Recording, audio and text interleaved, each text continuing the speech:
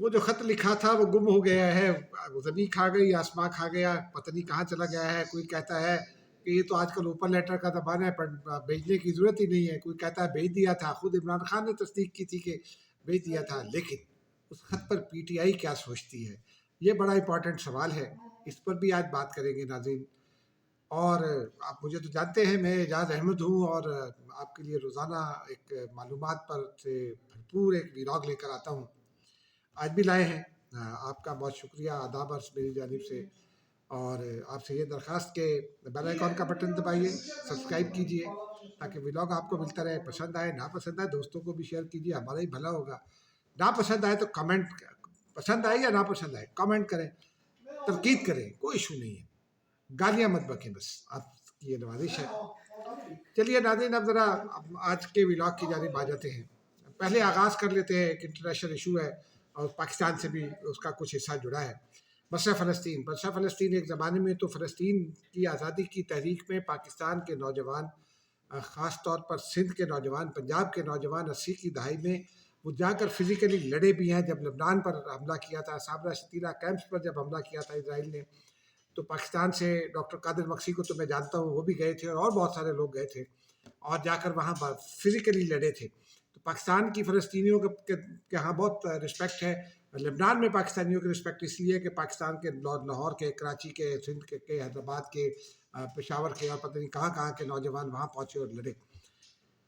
وہاں جنگ مسلط ہے، غزہ کو تباہ کر دیا ہے اسرائیل نے، لیکن وہ ڈونلڈ ٹرمپ، جن کو امریکی بھی پاگل پن کا شکار تھے، اور وہ خوب انہوں نے ٹرمپ کے پروپیگنڈے میں آ گئے اور پھر اس کو جتوا دیا۔ حالانکہ یہ وہی لوگ ہیں جو لاکھوں کی تعداد میں اسرائیل کے خلاف ریلیاں نکال رہے تھے۔ اب ٹرمپ صاحب اسرائیل کے پیچھے کھڑے ہو گئے، اس کی کمر تھپکا رہے ہیں اور کہہ رہے ہیں کہ غزہ پر تو اب ہم قبضہ کریں گے۔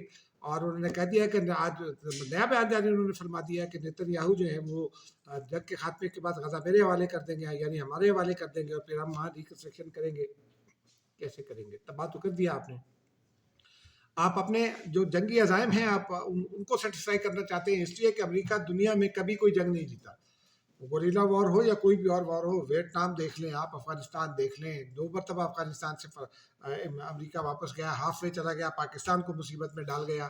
نیٹو کے 4 لاکھ میں سے ہتھیار یہاں، 3 لاکھ سے زیادہ ہتھیار یہاں چھوڑ گیا، وہ طالبان کے ہاتھوں لگ گئے اور ہمارے لیے مصیبت بنے ہوئے ہیں۔ اب ایک نئی مصیبت انہوں نے کھڑی کر دی ہے، اس پر سعودی عربیہ کا بیان بہت زبردست ہے، اس میں کوئی شک نہیں ہے۔ سعودی عربیہ نے اس کو آؤٹ رائٹلی اس آئیڈیا کو ریجیکٹ کر دیا، اور انہوں نے کہا کہ آزاد فلسطین کے بغیر ہم اسرائیل کو تسلیم نہیں کریں گے۔ پاکستان کا سعودی عربیہ سے بھی 1 اسٹیپ فارورڈ ہے اور بہت ہی بیلنسڈ ہے، کیونکہ آج پاکستان کی جانب سے واضح طور پر 2 ٹوک انداز میں یہ کہہ دیا گیا ہے کہ یہ بہت انفارچونیٹ آئیڈیا ہے، ہمیں اس پر یہ بالکل پریشان کن ہے ہمارے لیے، لیکن ہم اسے قبول نہیں کریں گے، کیونکہ انہوں نے یہ کہا کہ پاکستان جو ہے وہ ایک زمانے میں ہم سب کہتے تھے کہ آزاد فلسطین اسرائیل ناجائز ریاست ہے، اسرائیل کا وجود نہیں ہے، نہ درست، لیکن اب چونکہ ایک مسئلہ ہے، 50 سال سے زیادہ ہو گئے اس مسئلے کو فلسطینیوں کو مار کھاتے ہوئے، 70 سال کے قریب ہو گئے تقریباً ان کو بھی۔ تو وہ پاکستان یہ کہتا ہے کہ اب 2 ریاستی حل ہے، اس پر جائیں، پری 67 باؤنڈریز پر جائیں اور دونوں ریاستیں قبول کریں۔ اسی فارمولے کے تحت جو ہے وہ فلسطینی اتھارٹی کا قیام عمل میں لایا تھا، جس کو اب ڈیفنکٹ کر دیا ہے اسرائیل نے تازہ حملوں میں۔ اب دیکھتے ہیں کیا ہوتا ہے، لیکن یہ پاکستان کے اندر ایک اور بڑی پریشانی ہے۔ الیکشن سے پہلے کو معاملات اور تھے، پی ٹی آئی کے لوگ جو ہے وہ واہ واہ کر رہے تھے کہ جناب ٹرمپ جدو آوے گا تو عمران خان نو چھڑاوے گا، لیکن اب پریشان ہے، کیونکہ ٹرمپ تو منتخب ہوتے ہی پہلے تو انہوں نے فوری طور پر اسرائیل نواز لابی جو ہے اس کے 10 لوگوں کو اپنی کابینہ میں شامل کیا، اور اب جو ہے وہ کھڑے ہو گئے اسرائیل کے پیچھے، اس کی پیٹھ سبقنے لگے۔ تو پی ٹی آئی کے لوگوں سے آج کچھ سے ملاقات ہوئی تو وہ پریشان تھے کہ ہم کیا کریں۔ میں نے کہا اپنے آپ کو ڈسٹنس کریں، فاصلہ پیدا کریں۔ انہوں نے کہا اب تو ہم کر ہی نہیں سکتے۔ پھر ان کا یہ تھا کہ جو حکومت کرے، میں نے کہا حکومت آج کر دے گی، اس کے بعد حکومت نے کر بھی دیا، لیکن ان کے لیے پرابلم یہ ہے کہ اگر وہ پیچھے ہٹ جائیں تو پھر امریکہ کیسے کھڑا ہوگا پی ٹی آئی کے خلاف، اگر وہ ٹرمپ کی مخالفت کر دیں، ٹرمپ ایڈمنسٹریشن ہی کھڑی ہو گئی۔ یہ بڑی بدقسمتی کی بات ہے کہ ہم اپنے لوکل مفادات کے لیے، لوکل معاملات کے لیے ہم باہر دیکھ رہے ہیں، امریکہ کو دیکھ رہے ہیں، اور امریکہ کہیں اور کھڑا ہے۔ اور یہی پی ٹی آئی کا پرابلم ہے کہ وہ غلط وقت پر غلط فیصلے کرتی ہے۔ سیاست میں ایسا نہیں ہونا چاہیے، کچھ چیزوں پر آپ کو بالکل ایک لائن نہیں کراس کرنی چاہیے۔ شاہ محمود قریشی سے آج بات ہوئی، ان کا موقف یہی تھا کہ باہر مت دیکھیں، اندر دیکھیں اور سب مل کر فیصلہ کریں۔ لیکن بہرحال अब आते हैं ज़रा ख़त की जानिब। ख़त के बारे में पीटीआई के लोग परेशान हैं, वो ये सोचते हैं कि किसने लिखवाया। मैंने कई लोगों से आज मेरी बात हुई, बड़े बड़े जो आदमियों से पीटीआई के बात हुई, वो परेशान है कि किसने लिखवाया, क्योंकि ये काउंटर प्रोडक्टिव हो गया। आपने आपने कहा कि जी मैं साबिक़ वज़ीर आज़म के तौर पर, फॉर्मर हेड ऑफ पीटीआई के फाउंडर पीटीआई के तौर पर ख़त लिख रहा हूँ, और आपने वो चार्जशीट बनाई, और वो तो फिर वो ये भी किसी ने पीटीआई के किसी आदमी ने मुझसे उल्टा पूछा। मैंने उनसे पूछा ये ख़त क्यों लिखा? उन्होंने कहा क्या ख़त ऐसे लिखे जाते हैं जिसमें आप चार्जशीट जारी करें और फिर आप ख़त डिलीवर किए बगैर आपने ये लिखा भी, अपनी शिकायत लिखी है तो आप वहाँ पहुँचाएँ, लेकिन आप तो मीडिया में खड़े हो गए और आपने उसको पूरा चार्जशीट कर दिया, और वो पूरी पीटीआई का ऑफिशियल मीडिया सेल जो है वो सारा उसको लेकर दौड़ पड़ा और प्रोपेगेंडा शुरू कर दिया। तो ये बड़ा एक सवाल है पीटीआई में। मैंने उनसे पूछा लिखवाया किसने है? एक साहब से मैंने कहा कि कुछ कुछ लोग कह रहे थे कि आपका आइडिया है, तो उन्होंने कहा कि नहीं अल्लाह माफ़ करे, मैं तो ऐसे आइडियाज़ देता नहीं। एक और दोस्त हैं, आप सब जानते हैं लेकिन नाम लेना मुनासिब नहीं है, क्योंकि उनसे मेरी याद अल्लाह बहुत अच्छी है और मैंने अभी उनसे इजाज़त भी नहीं ली। उनसे मैंने पूछा, मैंने कहा पाइंता डाला लिया जा रहा है, तो उन्होंने कहा कि नहीं नहीं, मैं तो इस किस्म के ख़त लिखने का मुखालिफ हूँ, और मैंने तो समझाया था कि मत लिखें। वो ये एक आदमी है जो ये कहते हैं कि मैंने समझाया था कि ख़त ना लिखें, काउंटर प्रोडक्टिव हो गया। बहरहाल अब देखते हैं क्या होता है, लेकिन पब्लिक में कोई इसको डिनाउंस नहीं करता। और ये चूँकि काउंटर प्रोडक्टिव हो गया, तो अब पीटीआई की परेशानी बढ़ रही है, इसलिए कि फिर एक साहब से मैंने पूछा, आज 4-5-6 लोग खड़े हुए थे। एक साहब से मैंने पूछा, मैंने कहा कि जनाब अली आप बताइए कि क्या इसका कोई फ़ायदा हुआ, कोई एस्टेब्लिशमेंट से बातचीत आगे बढ़ रही है? उन्होंने कहा जो राब्ते थे वो भी ख़त्म हो गए। ये उसका नेट रिज़ल्ट है इस ख़त का, क्योंकि आप तो चार्जशीट ले आए थे। अब देखते हैं, वो उम्मीद है पीटीआई के फिर दोबारा राब्ते बहाल होंगे, लेकिन कैसे बहाल होंगे ये देखना बाकी है। अब अगला मौजू है नाज़रीन, जीएचक्यू हमला केस। जीएचक्यू हमला केस की आज समाअत थी।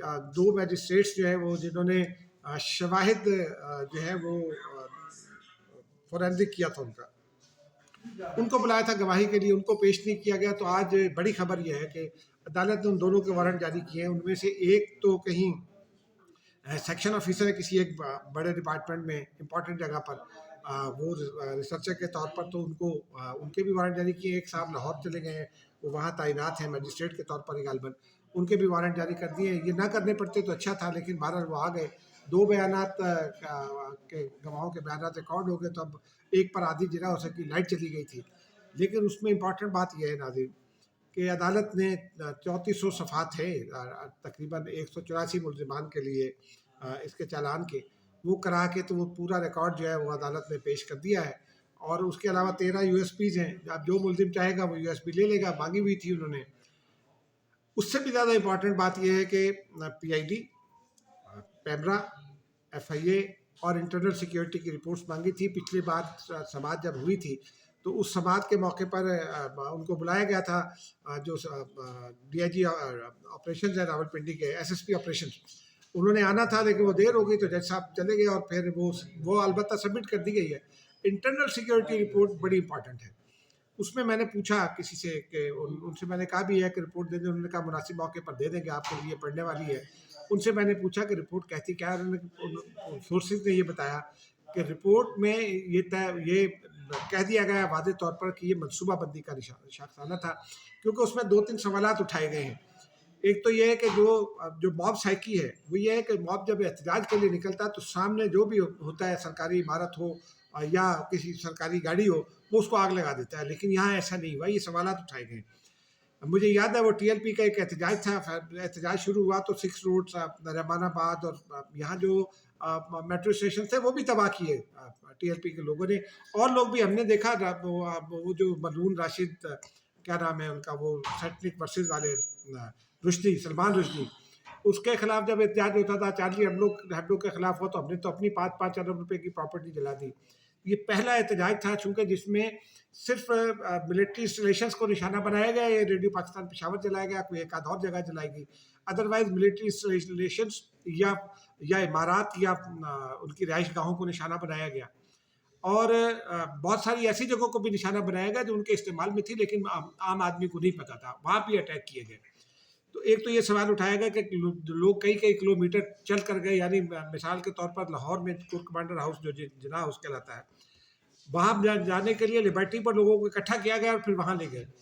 تو اس طرح سے جو ہے وہ لوگ وہاں پہنچے، ٹارگٹ کر کے پہنچے، اور یہ پہلے کی منصوبہ بندی تھی، اور عمران خان کے اس استدلال کو اس رپورٹ میں مسترد کیا گیا ہے میری اطلاع کے مطابق، جس میں یہ کہا گیا کہ میں تو گرفتار تھا، میں کیسے احتجاج کرا سکتا، تو وہ یہ کہا گیا ہے کہ وہ تو عمران خان نے تو احتجاج نہیں کرایا تھے، وہ تو منصوبہ بندی میں شامل تھے کہ کیا کرنا ہے، اور عمران خان نے خود بھی معاملہ تھا کہ میں نے لوگوں کو کہا تھا کہ وہاں پہنچ کر وہ کریں، تو اس کا مطلب ہے وہ منصوبہ بندی پہلے کی گئی تھی، وہ ایڈنگ اور ابیٹنگ میں ہے، جس کی پوری تفصیل پھر اس میں بیان کی گئی ہے، اور لا بھی یہی کہتا ہے، لا یہ کہتا ہے کہ جس کے انفلوئنس میں آپ ہوں، اگر آپ ایڈنگ اور ابیٹنگ اس کی ہے تو اس کو بھی گرفتار کرنا پڑے گا، مثال کے طور پر باپ اگر بیٹے اور باپ کا معاملہ ہے اور باپ بیٹے سے کوئی کام لیتا ہے تو ایڈنگ اور ابیٹنگ میں باپ اس لیے پھنستا ہے کہ اس کے انفلوئنس میں اس نے بیٹے کو انفلوئنس کر کے تو وہ کام جرم اس سے کروایا، تو یہ اب معاملہ ہے، اور اب عمران خان کے لیے اس میں سے نکلنا وکلاء کے مطابق ایک دشوار گزار کام ہوگا، لیکن دیکھتے ہیں وہ کیس کیسے لڑتے ہیں، تاہم یہ سائیکی جو ہے نا، یہ جو بنیادی بات ہے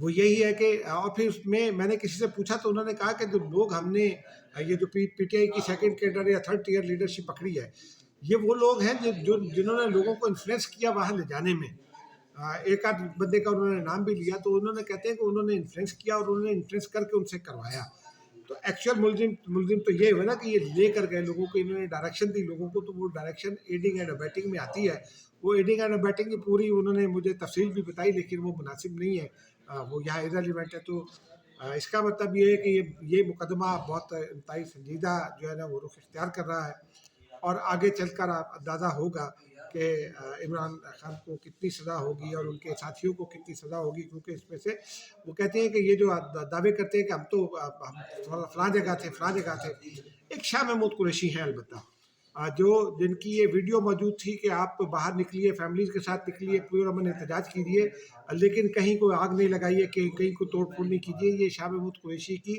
ویڈیو تھی کراچی سے، لیکن آج شاہ محمود قریشی صاحب نے ایک بڑی بات بتائی ہے، انہوں نے کہا کہ میں نے عمران خان صاحب سے پوچھا کہ آپ کی جو بنی گالہ کی انر کور تھی اس میں میرے علاوہ آپ کے ساتھ کون ہے، تو عمران خان نے کہا کہ no one, you are the only one left with me.